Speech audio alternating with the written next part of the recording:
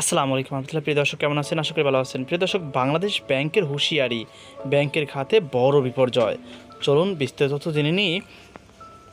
প্রিয় দর্শক, গত দেড় দশকের অনিয়ম লুটপাটের ফলে বাংলাদেশ ব্যাংকিং খাত ভয়াবহ ঝুঁকিতে পড়েছে। বাংলাদেশ ব্যাংকের সর্বশেষ ফাইন্যান্সিয়াল স্টেবিলিটি রিপোর্ট অনুযায়ী দেশের ব্যাংক খাতে ঝুঁকিপূর্ণ ঋণের পরিমাণ বেড়ে দাঁড়িয়েছে 7.5 লাখ কোটি টাকারও বেশি, যা চলতি অর্থবছরের জাতীয় বাজেটের প্রায় সমান। এবং এই অর্থনীতি দিয়ে নির্মাণ করা সম্ভব প্রায় 23টি পদ্মা সেতু। রিপোর্টে বলা হয়, ঋণ নবায়নের সুযোগ দেওয়ার পরও 1,33,000 কোটি টাকা পুনরায় খেলাপি হয়েছে। এতে ব্যাংক খাতে মূলধন ঘাটতি এবং সার্বিক ঝুঁকি আরও বেড়েছে।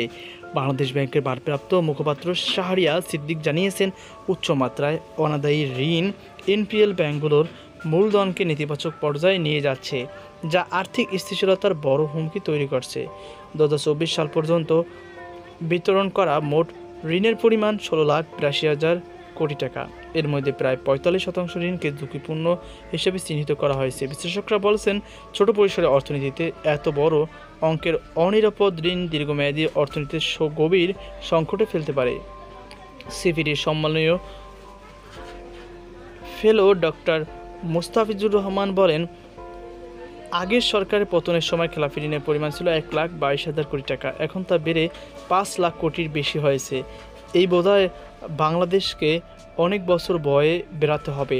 তিনি আরও বলেন, ফাইন্যান্সিয়াল ক্রাইম বন্ধ করতে হলে জবাবদিহিতা ও কঠোর আইনগত ব্যবস্থা নিশ্চিত করতে হবে। এছাড়া বিপুল পরিমাণ বৈদেশিক ঋণও দেশের সামষ্টিক অর্থনীতির জন্য ঝুঁকিপূর্ণ হয়ে উঠছে বলে কেন্দ্রীয় ব্যাংক মনে করেছে। বিশেষজ্ঞদের মতে, এখনই উপযুক্ত ব্যবস্থা না নিলে ভবিষ্যতে ব্যাংকিং খাতের এই সংকট আরও ঘনীভূত হবে, যার প্রভাব পড়বে সাধারণ জনগণের উপর। তো প্রিয় দর্শক, এই ছিল আমার সর্বশেষ আপডেট। সকল বাধা সুস্থ আজকে পর্যন্ত। আল্লাহ হাফেজ।